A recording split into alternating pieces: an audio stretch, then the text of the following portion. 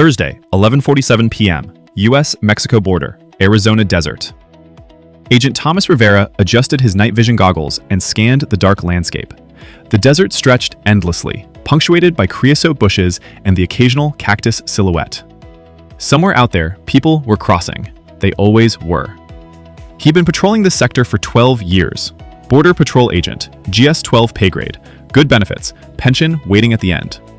It was honest work, he told himself, protecting the border, enforcing the law, keeping the country safe. His radio crackled. Sector 7, we've got movement, 2 miles northwest of your position. Thermal shows 5, maybe 6 bodies. Thomas keyed his mic. Copy, en route. He started his truck, headed toward the coordinates. This was routine. Find them, process them, send them back. He'd done it thousands of times. Sometimes they were desperate, sometimes grateful to be caught. The desert was deadly, and detention was safer. Sometimes angry, mostly just exhausted. The truck bounced over rough terrain, headlights cutting through darkness.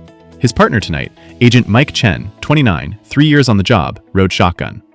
Think it's another group from Honduras? Mike asked. Probably, or Guatemala. Caravan leftovers trying their luck. Man, they never learn. The wall's getting longer, sensors everywhere, drones.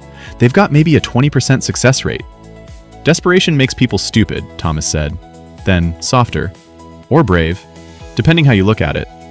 Mike glanced at him. You getting soft on me, Rivera? No, just saying. They know the odds. They come anyway. That's either incredibly dumb or incredibly desperate. Not our job to figure out which. Our job is to catch them and send them back. Thomas nodded.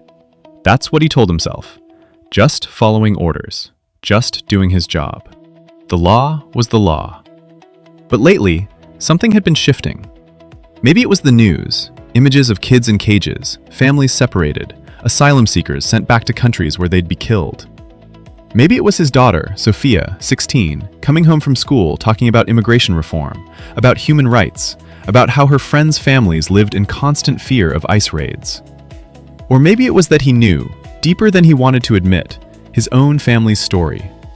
His parents, Jose and Maria Rivera, crossed illegally in 1982, walked through the desert, risked everything, made it to California, got amnesty under Reagan in '86, became citizens, raised 3 kids who all went to college.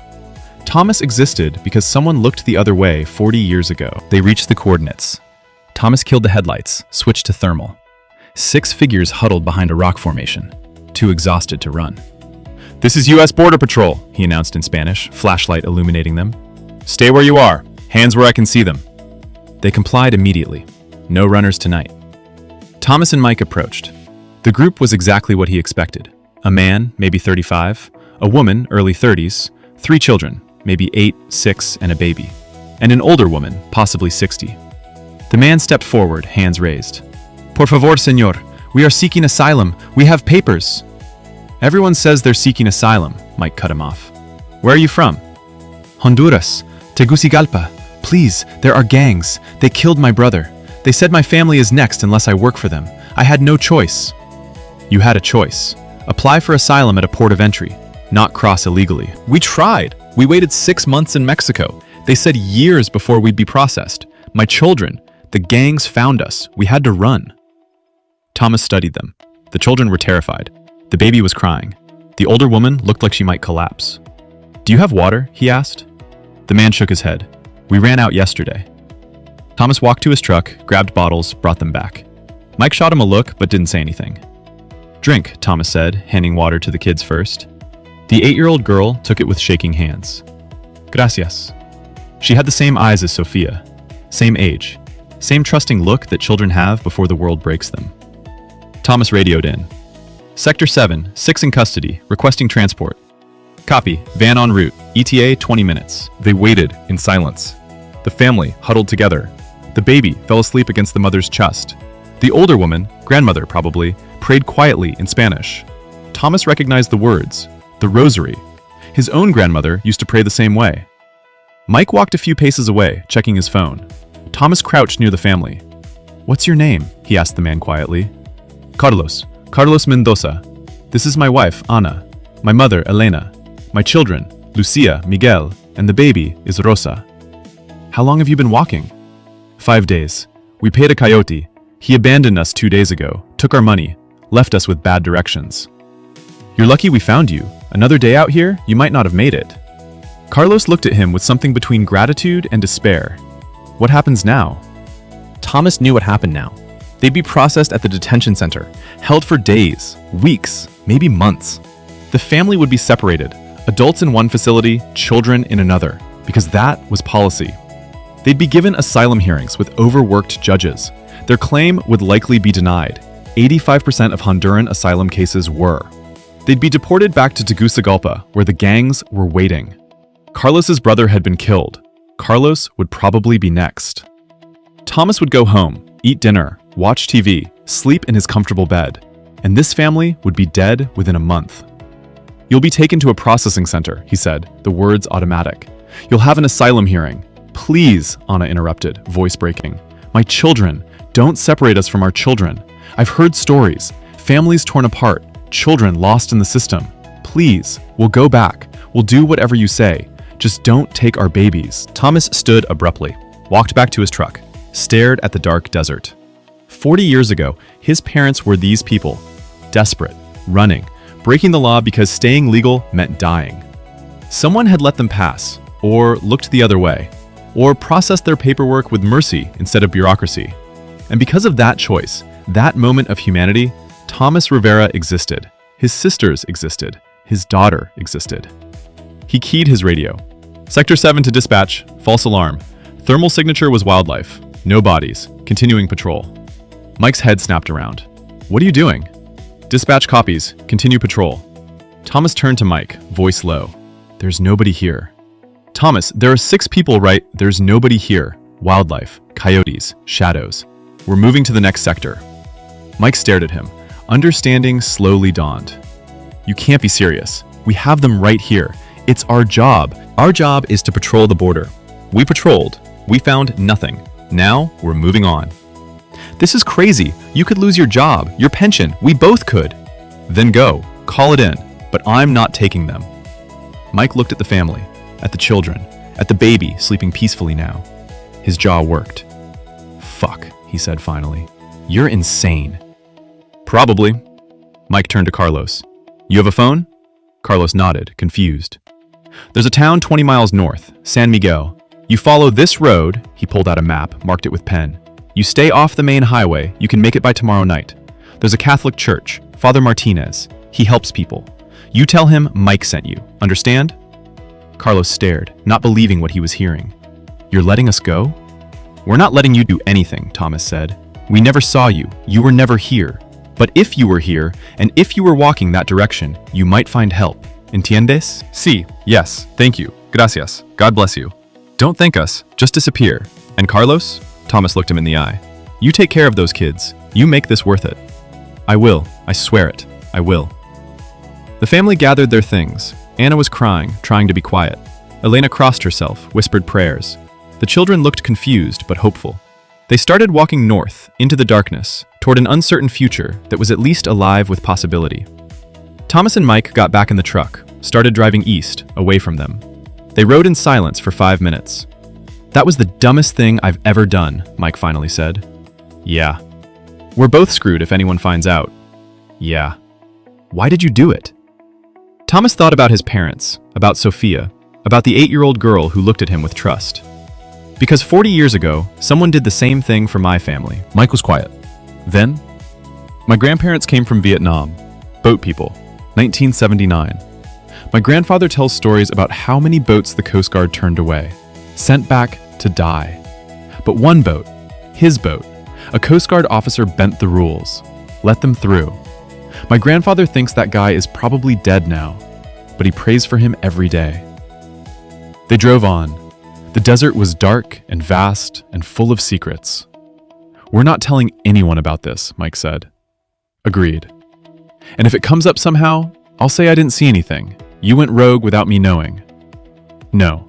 If it comes up, we both made the call. Thomas, we both made the call. They continued their patrol, found nothing else that night, went home at dawn, tired and knowing they'd crossed a line they couldn't uncross. Thomas arrived home at 7 a.m. His wife, Linda, 40, was making breakfast. Sophia was getting ready for school. "How was your shift?" Linda asked, kissing his cheek. "Quiet," he lied. Nothing much happened, but his hands were shaking as he poured coffee. That evening, the dinner table. The Rivera family sat around the table. Thomas, Linda, Sophia, and Thomas's mother, Maria, 68, who lived with them since Jose died 3 years ago. Sophia was animated, talking about a protest march her school was organizing. "It's about the detention centers. Dad, did you know families are being separated? Kids in cages? It's inhumane." Thomas pushed food around his plate. "It's more complicated than that." "How is it complicated? We're treating people like criminals just for seeking safety. They're breaking the law. So did Abuelo and Abuela. They crossed illegally. Should they have been thrown in cages?" "Sophia, that was different." "How? How was it different?" Thomas looked at his mother. Maria was watching him with those knowing eyes, the eyes that had seen everything, lost everything, risked everything. "Mijo," she said softly, Tell her how it was," he sighed. "Your abuelo and abuela crossed in 1982, through the desert, like thousands of others. They walked for 3 days. Your abuela was pregnant with me. They had no water the last day. A Border Patrol agent found them. And, Sophia prompted, and he gave them water, pointed them toward a road, let them go, looked the other way. If he hadn't," Thomas's voice trailed off, "I wouldn't exist. None of us would." The table was silent. "So you admit it," Sophia said. "We exist because someone showed mercy. Someone broke the rules. And now you're enforcing those same rules. How is that not hypocrisy?" "Because I took an oath. To do what? Your job? Or the right thing?" "They're the same. Are they?" Maria interrupted gently. "Sophia, your father works very hard. The border is complicated. There are bad people who cross. Criminals, smugglers. Your father protects us from them. But what about the good people? The families? The children?" "I don't have a good answer," Thomas admitted. "I process everyone the same because if I start making exceptions, where does it stop? Who decides who deserves mercy?" "You do," Sophia said simply. "In that moment, you decide. And Dad, I think you know the right choice." After dinner, Thomas stood on his back porch, staring at nothing. Linda joined him. "She's not wrong," Linda said quietly. "I know. Jose used to tell me about the crossing, how terrified they were, how they prayed the agent who found them would have mercy. And he did. I let a family go tonight," Thomas blurted out. 6 people. They had kids. They were going to die if I sent them back, so I pretended I didn't see them." Linda was quiet for a long moment. "How do you feel?" "Terrified. Guilty. Like I betrayed my oath. And also," he struggled for words, "like I finally did something that actually mattered." "Then you have your answer." "But it's not sustainable. I can't let everyone go. And if I get caught, then you get caught. But Thomas, you're not going to stop seeing them. The families, the children. Now that you've seen them as people instead of cases, you can't unsee it." She was right, and he knew it. 2 weeks later, the news. Thomas was in the locker room at the station when the news came on. A story about a family seeking asylum. He watched, half interested, until he saw the faces. Carlos Mendoza, Ana, their children. His stomach dropped. The reporter. The Mendoza family arrived at a church in San Miguel, Arizona 2 weeks ago. They're now in sanctuary, claiming asylum from gang violence in Honduras. Immigration officials say they crossed illegally and should be detained, but the church is refusing to cooperate. The family says a Border Patrol agent helped them, a claim officials are investigating. Thomas felt the walls closing in. His supervisor, Chief Ramirez, 51, appeared in the doorway. "Rivera, my office, now." Thomas followed him, heart pounding. The office door closed. "I'm going to ask you once," Ramirez said, face hard. "Did you encounter the Mendoza family 2 weeks ago in Sector 7? Thomas could lie, deny everything. Mike would back him up, they'd agreed. But he looked at the photo of the family on the TV screen behind Ramirez. Little Lucia, baby Rosa, Carlos, who looked at him with desperate hope. "Yes, sir, I did." "And you let them go?" "Yes, sir." Ramirez sat down heavily. "Jesus Christ, Rivera, do you have any idea what you've done? We're under investigation. The media is all over this. Immigration hardliners are screaming about rogue agents, and you just admitted to willfully violating your oath. I know, sir. Then why? Why throw away 12 years, your pension, everything? Thomas thought about how to explain. About his parents. About Sophia's eyes matching Lucia's. About mercy and law and the impossible gap between them. Because they were going to die, sir. If I sent them back, they'd be dead within a month. Their son, 8 years old, would watch his father executed by MS-13. And I couldn't do it. I couldn't be the reason those kids died. It's not your job to decide. Then whose job is it? Sir, my parents crossed illegally in '82. Someone let them go. If they hadn't, I wouldn't be here. I wouldn't be a border patrol agent.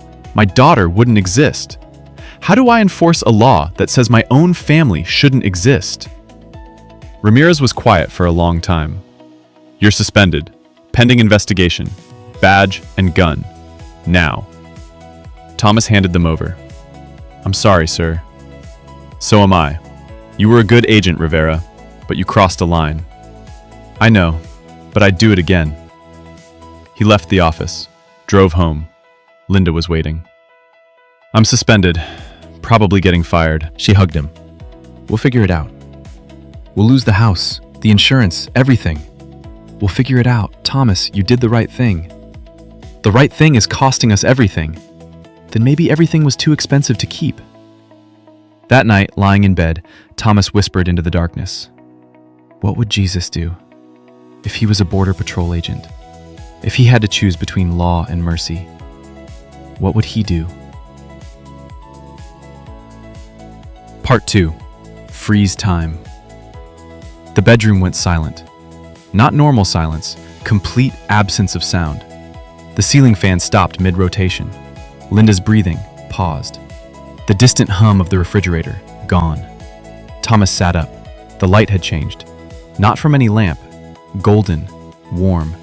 Like morning, but outside time. A figure sat in the chair by the window. Carpenter's hands. Middle Eastern features. Eyes that understood exile. Jesus. Real. Present. Impossible. Thomas felt his breath catch. I'm dreaming. You're awake. More awake than you've been in years. This isn't real. Stress, guilt, my brain creating. Your brain doesn't create, it perceives. And right now, you're perceiving me. Because you asked what I would do. And I'm here to show you. I don't believe in... I go to church sometimes, but I'm not really... You're not really what? A believer? Thomas, your mother prays the rosary every morning for you. Your grandmother died whispering prayers for your protection. Your wife lights candles at St. Anthony's. You're surrounded by faith, even if you don't claim it yourself. Thomas stood, backing toward the wall. What do you want? I want to show you something, so you understand. The choice you made wasn't about immigration law. It was about seeing people as I see them. Come. He extended a scarred hand. The hands of someone who'd been executed by the state for challenging its authority. Where? To moments that matter. So you can see, I know what borders feel like. I know what it's like to be the wrong ethnicity in the wrong place. I've been the refugee, the immigrant, the stranger. And I know what it costs to choose mercy. Thomas hesitated, then took his hand. The bedroom dissolved. The journey, Jesus and borders. The flight to Egypt. They stood on a dusty road, ancient, night. A young couple hurrying, carrying a baby. Joseph leading, Mary clutching the infant close. Where are we? Thomas asked. Egypt, watch. The couple looked terrified. Behind them, in the distance, soldiers' torches. Herod's men, searching for children to kill. That's you, Thomas said, recognition dawning. You're the baby. Yes, I was a refugee before I was 6 months old. Herod ordered every male child under 2 executed. My parents fled, crossed borders illegally, became undocumented immigrants in Egypt. Thomas watched Joseph and Mary hide as a patrol passed. Saw them begging for food in a foreign land. Saw Egyptian locals looking at them with suspicion. Another Judean family taking resources. How long were you there? 2 years. We lived in refugee camps, survived on charity. My parents worked whatever jobs they could find, always afraid of being discovered, deported, killed. The scene shifted, years later. Jesus, maybe 4 years old, playing with Egyptian children, speaking their language, laughing. You were an immigrant child. Yes, I know what it's like to be the outsider, to speak with an accent, to have your parents live in fear of authorities. Thomas, when people say, those immigrant children, they're talking about me. I was one of them. But you went back eventually, when it was safe. But Thomas, what if we hadn't been allowed to flee? What if Egypt had closed its borders, turned us away? I would have died at 6 months old. God's plan for salvation would have ended because of a border policy. The weight of that settled on Thomas. The scene shifted. A road between Jerusalem and Jericho. A man lying beaten, stripped, bleeding, dead or nearly so. A priest approached, saw the man, crossed to the other side of the road, kept walking. Why didn't he help? Thomas asked. Because touching a possibly dead body would make him ritually unclean. He had religious duties. The law was clear. Purity over compassion. A Levite came next. Same response. Saw the man, kept walking. They're following the rules. They're prioritizing rules over people. Watch what happens next. A third traveler approached. A Samaritan, different ethnicity, considered an enemy by Jews. He stopped, checked the man's pulse, bandaged his wounds with his own supplies, lifted him onto his donkey, took him to an inn, paid for his care. Why? Thomas asked. They were enemies, different ethnicities. The injured man probably hated Samaritans. But the Samaritan saw a human in need, not a category, not an ethnicity, a person, and he chose compassion over division. The others saw the same man. No, they saw a problem, a risk, an inconvenience. The Samaritan saw a neighbor. The scene froze. Jesus turned to Thomas. Who was the neighbor? The ones who followed the rules and walked past? Or the one who broke social boundaries to help? The Samaritan. Yes. Now let me ask you, when you see families at the border, what do you see? Cases to process? Laws to enforce? Or neighbors? Thomas had no answer. The priest and the Levite weren't evil. They were following protocols, being good agents of the system. But the system made them blind to humanity. Thomas, which are you? The one who follows orders, or the one who stops to help? Jesus teaching about strangers. Another shift. Jesus teaching to a crowd, his voice carrying across the hillside. For I was hungry, and you gave me food. I was thirsty, and you gave me drink. I was a stranger, and you welcomed me. The crowd looked confused. Lord, when did we see you hungry? When did we see you a stranger? Jesus' response was gentle but firm. Whatever you did for the least of these brothers and sisters of mine, you did for me. The scene shifted, a judgment scene. Sheep and goats separated. To some, come, you who are blessed, for I was a stranger and you welcomed me. To others, depart from me, for I was a stranger and you did not welcome me. But Lord, when did we see you a stranger? When you saw refugees at your border and turned them away. When you saw children in cages and did nothing. When you saw families fleeing death and called them illegal. Whatever you did to the least of these, you did to me. Present Jesus turned to Thomas. Do you understand? Every family you process at the border, that's me. Every child you separate from their parents, that's me. Every person you send back to death, that's me. That's not fair, isn't it? Thomas, I told you, I was a refugee, an immigrant, an outsider. And I said explicitly that how you treat the stranger is how you treat me. There's no ambiguity here. But the law, what about it? Is the law more sacred than human life? Thomas, the Sabbath was made for man, not man for the Sabbath. Laws exist to serve people. When they start killing people instead, they've become idols. Ruth the immigrant. The scene shifted again. Ancient Israel. A Moabite woman, Ruth, gleaning in fields after harvest. This is Ruth, Jesus explained. Immigrant, refugee, wrong ethnicity, wrong religion. But she was loyal to her mother-in-law, Naomi, followed her to Israel, even though it meant poverty and exclusion. Thomas watched Ruth gathering leftover grain. Israelite workers looked at her with suspicion, a foreigner taking their resources. But the field owner, Boaz, intervened. Leave extra grain for her, protect her, show kindness to the stranger. The scene fast-forwarded. Ruth and Boaz married. They had a son, then a grandson, then a great-great many times great-grandson named David, who became king, and eventually their lineage produced Jesus. You're descended from an immigrant, Thomas said slowly. Yes, my great-great-grandmother was a refugee who crossed borders seeking safety. If Israel had rejected her, sent her back, I wouldn't exist. The entire line of David ends with a closed border. So immigration is always good? I'm not saying that. I'm saying the stranger matters. The refugee is precious, and systems that treat immigrants as threats rather than humans are systems that reject me. Jesus and the Canaanite woman. Another shift. A foreign woman, Canaanite, approaching Jesus begging, "Lord, Son of David, have mercy. My daughter is demon-possessed." The disciples were annoyed. "Send her away. She's bothering us. She's not even Jewish." Jesus initially seemed to ignore her. Testing? Teaching? The woman persisted, fell at his feet. "Lord, help me." It's not right to take the children's bread and toss it to dogs. Harsh words, but the woman was clever.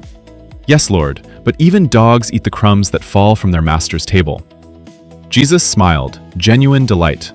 "Woman, your faith is great. Your request is granted." Her daughter was healed instantly. Present Jesus turned to Thomas. "Do you see? My disciples wanted to exclude her. Wrong ethnicity, not our responsibility. But she came seeking help, and I gave it. Not because she was Jewish, because she was human, because she asked, because compassion doesn't recognize borders." "But you called her a dog!" I was reflecting the disciples' prejudice back at them, showing them how ugly it sounded. And she, brilliant woman, turned it into a lesson about grace. "Thomas, ethnicity doesn't determine worthiness. Nationality doesn't determine value. Everyone is made in God's image. Everyone deserves compassion."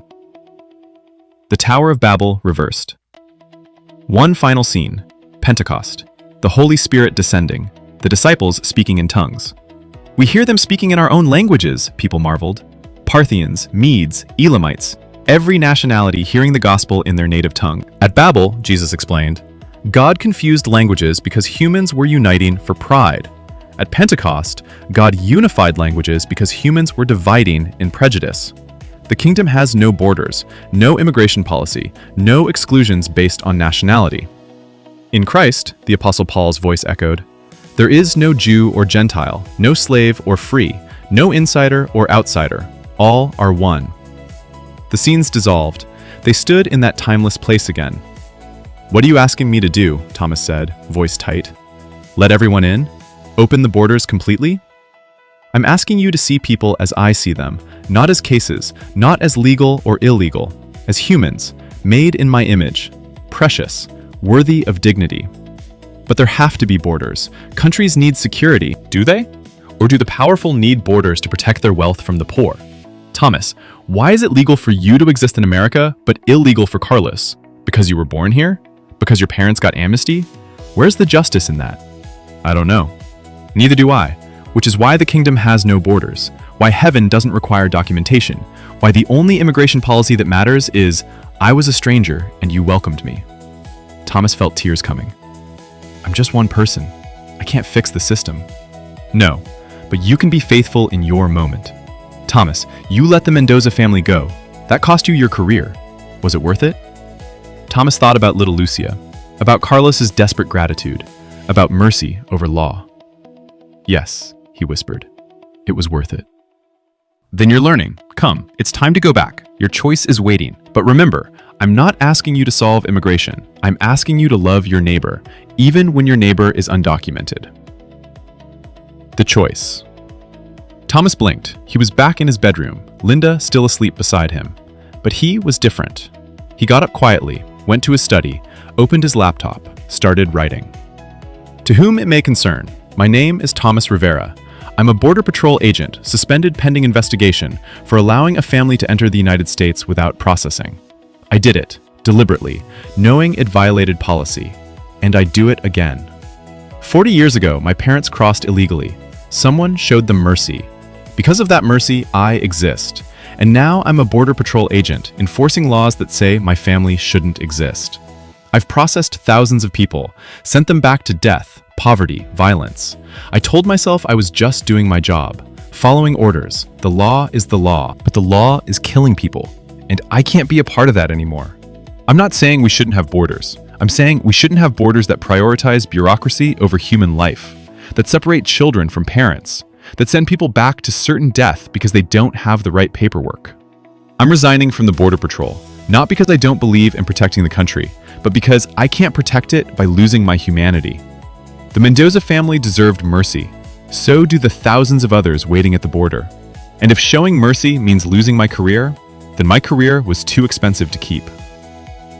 I was a stranger and you welcomed me. That's not immigration policy. It's the gospel. And I'm choosing to live it. Thomas Rivera. He attached his badge number, his supervisor's contact, everything. Then he sent it to the local newspaper, the national news, immigration advocacy groups, congressional representatives. By morning, it would be everywhere. Linda appeared in the doorway. What are you doing? Ending my career? Burning my bridges? Probably making things worse. She read the screen. Thomas, I can't keep lying, can't keep pretending.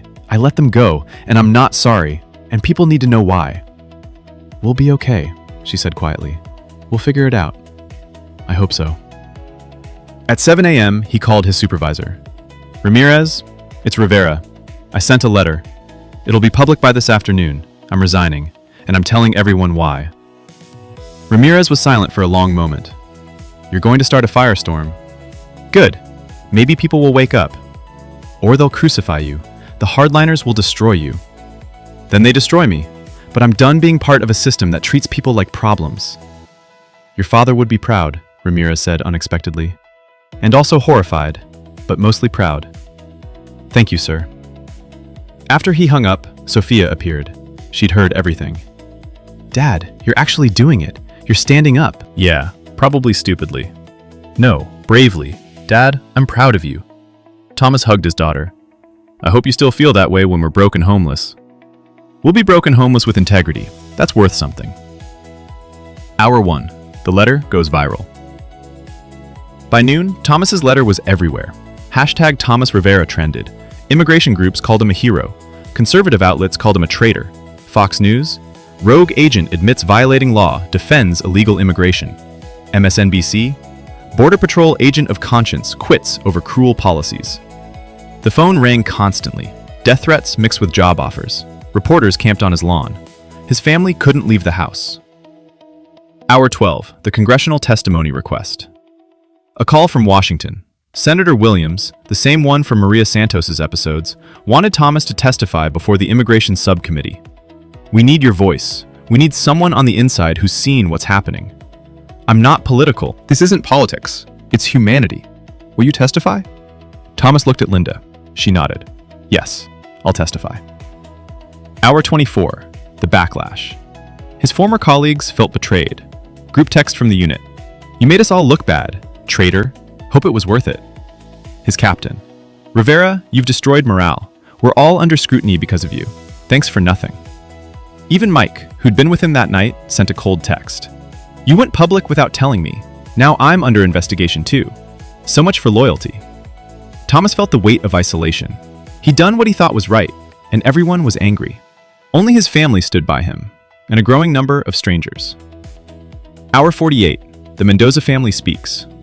Carlos Mendoza held a press conference from the church in San Miguel. Agent Rivera saved our lives. We were dying in that desert. He gave us water. He let us go. He chose mercy over law.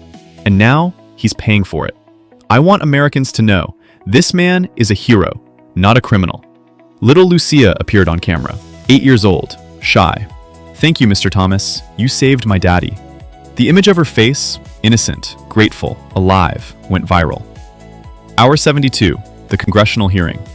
Thomas sat before the Senate committee, cameras everywhere, the country watching. Senator Williams opened.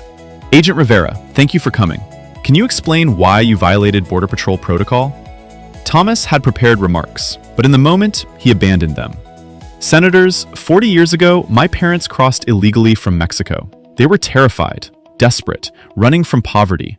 A Border Patrol agent found them, and he let them go. I don't know his name, don't know if he was ever punished, but because of his mercy, I exist. My sisters exist. My daughter exists. He paused, emotion rising. 2 weeks ago, I found a family in the same position, same desperate hope, same impossible choice. And I thought, I'm only here because someone showed my parents mercy. How can I not show them the same? Senator Garcia, a hardliner, interrupted. Agent Rivera, you took an oath to uphold the law. I did, and I've upheld it for 12 years. But senators, when the law tells you to separate children from parents, to send people back to certain death, to treat humans like problems, at what point does following the law become participation in evil? The room erupted. Applause from some, outrage from others. We have laws for a reason. Yes, to serve people, not to kill them. And our immigration system is killing people, not metaphorically, literally. Carlos Mendoza's brother was murdered. If I'd sent Carlos back, he'd be dead now. His children would be dead. Is that justice? Another senator. But we can't let everyone in. I'm not saying we should. I'm saying when a father shows up with terrified children, saying gangs are hunting them, and we have the power to save their lives, what does it say about us if we choose bureaucracy over mercy? He looked directly at the camera. Jesus was a refugee, fled to Egypt as a baby, lived as an undocumented immigrant for years, and he said, I was a stranger and you welcomed me. Whatever you did for the least of these, you did for me. Every time we turn away a family at the border, we're turning away him. That's not politics, that's theology, and I couldn't do it anymore. The testimony went viral. Churches played it, synagogues discussed it, mosques referenced it. The conversation shifted. Not completely, not universally, but shifted. The reconstruction, 1 year later. The new life. Thomas didn't get his job back, didn't want it back. Instead, he started working with Border Angels, an immigrant rights organization. He helped families navigate asylum processes, drove water into the desert for those crossing, testified at trials, became an advocate. It paid $40,000 a year. They lost the house, moved to a smaller apartment. Sophia changed schools. It was hard, but Thomas slept at night. 6 months after his testimony, Thomas received a call. Agent Rivera, this is Marcus Thornton, Director of Border Patrol. Thomas's stomach tightened. Sir, I watched your testimony, read your letter. You know what you did was wrong, violated protocol, betrayed your oath. Yes, sir. And you know what? You were right. Silence. Sir, I've been director for 3 years. I've watched our policies destroy families, separate kids, send people to death. And I told myself, I'm just enforcing the law. But your testimony made me realize, when did we start valuing law over life? I don't understand. I'm implementing reforms, family unity protocols, expanded asylum processing, training on trauma-informed enforcement. And Rivera, I want you to help design the training. Not as an agent, as a consultant. Someone who remembers these are humans, not cases. You want me to train Border Patrol agents? I want you to help us remember our humanity. Will you do it? Thomas thought about it. Only if I can be honest, call out the problems, not just polish the system. That's exactly what I need. Deal. Full 2 years after letting the Mendoza family go, Thomas was invited to Carlos's asylum hearing. The judge, influenced by the national conversation Thomas had sparked, granted asylum. Carlos, Ana, and their children were legal, safe, home. After the hearing, Carlos embraced Thomas. You saved us, and you paid for it. How can we ever thank you? You already did. You're alive. That's enough. Little Lucia, now 10, gave him a drawing. A picture of a man, Thomas, with angel wings. Caption, my guardian angel. Thomas hung it in his office, a reminder that mercy matters more than law. The legacy, 5 years later. Thomas at 47. 5 years after his resignation, Agent Thomas Rivera, former Border Patrol, now immigration rights advocate, published a book. I Was a Stranger, One Agent's Journey from Enforcing the Border to Defending the Borderless. The opening chapter detailed that night in the desert, the choice, the consequences, the transformation. I was trained to see people as cases, legal or illegal, documented or undocumented, admissible or inadmissible. But that night, looking at little Lucia with her terrified eyes, I saw my daughter. Looking at Carlos, begging for his family's lives, I saw my father. And I couldn't send them back to death. That choice cost me my career, my pension, my reputation among former colleagues, but it gave me something more valuable, my humanity. Jesus said, I was a stranger and you welcomed me. Not I was a legal stranger. Not I was a documented stranger. Just I was a stranger. In how we treat the stranger, the refugee, the immigrant, the asylum seeker, that's how we treat him. I learned that lesson in the desert, and it changed everything. The book became required reading in Border Patrol training, not to encourage agents to violate protocol, but to remind them, behind every case is a human, made in God's image, worthy of dignity. The speaking circuit. Thomas spoke at churches, colleges, law schools, always telling the same story, always ending with the same question. When you see immigrants at the border, what do you see? Problems? Threats? Cases to process? Or neighbors? Fellow image bearers? People Jesus calls us to welcome? At a Catholic church in Texas, an older man approached after. Agent Rivera, I need to tell you something. Yes? In 1982, I was a Border Patrol agent. I found a couple crossing near San Diego. They had a baby, barely alive. I should have processed them, but I gave them water, pointed them north, let them go. Thomas's heart stopped. What were their names? I don't remember, but the woman, she thanked me in Spanish, said her son would know what I did, would remember. What did she look like? The man described her, Maria Rivera, at 25. That was my mother, Thomas said, voice breaking. That baby was me. You're the agent who let us through. The man's eyes filled with tears. I've wondered for 40 years if I did the right thing, if you survived, if I should have followed protocol. You saved our lives. I'm only here because you chose mercy. They embraced. Two strangers connected by a moment of grace 40 years ago. Was it worth it? Thomas asked. Breaking the rules? I got reprimanded, almost fired. But yeah, it was worth it, because you're standing here, because mercy matters more than policy. I did the same thing 2 years ago, let a family go, lost my job. Then you understand, it costs everything, but it's worth it. 10 years later, the reunion. 10 years after that night in the desert, Thomas received an invitation. The Mendoza family was throwing a celebration. Carlos had become a citizen, opening a restaurant, living the dream. Thomas attended with his family. Carlos greeted him at the door. You came! Welcome, welcome, come meet everyone. The restaurant was full. Carlos's extended family, friends from the church, advocates who'd helped them, and Lucia, now 18, about to start college. Mr. Thomas, she ran over, hugged him. I'm going to study social work, because of you. I want to help families like mine. Because of me? You showed me that one person choosing mercy can change everything. I'm going to be that person for someone else. During the dinner, Carlos stood to give a speech. 10 years ago, my family was dying in the desert. We had no hope. And then we met Agent Thomas Rivera. He gave us water. He let us go. He chose our lives over his career. And because of him, we're here. My children are safe. My wife is happy. We have a future. He raised his glass. To Agent Rivera, to mercy, to the idea that laws exist to serve people, not the other way around. The room erupted in applause. Thomas stood, overwhelmed. I don't deserve this. I just did what felt right. That's exactly why you deserve it, Carlos said. Because it felt right. Because you listened to your conscience instead of your orders.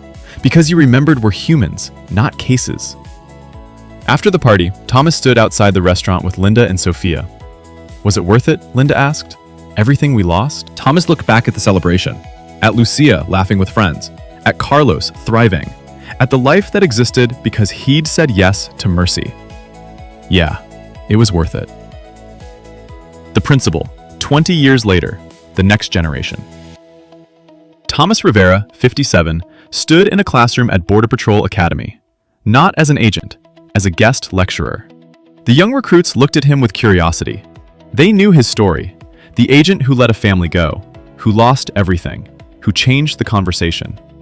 I'm here to tell you about the hardest decision I ever made, not because I think you should follow my example, but because I want you to understand, behind every person you encounter at the border is a story, a family, a life. He showed them Lucia's picture, 8 years old, terrified. This girl would be dead if I'd followed protocol. Her father, her mother, her siblings, dead. Because the rules said send them back, and back meant death. A recruit raised his hand. Sir, but we have to enforce the law. We can't just let everyone in. You're right, we can't. But we can enforce the law with humanity. We can see people, not just cases. We can remember that immigration policy affects actual humans made in God's image. Another recruit. What if we disagree with the policy? Then you advocate for change. You testify. You speak up. But while you're in uniform, you follow orders. With one exception. If the order violates basic human dignity, you have not just the right, but the duty to refuse. That's insubordination. Sometimes insubordination is faithfulness. Sometimes following orders is complicity.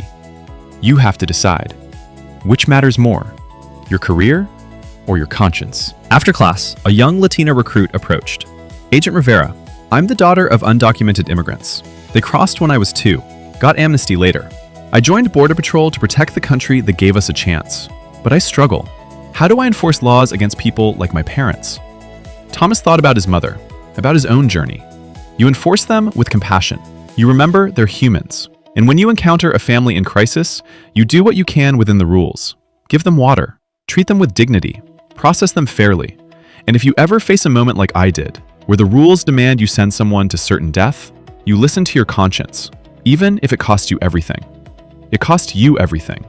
And I do it again, because some things matter more than careers, more than pensions, more than following orders.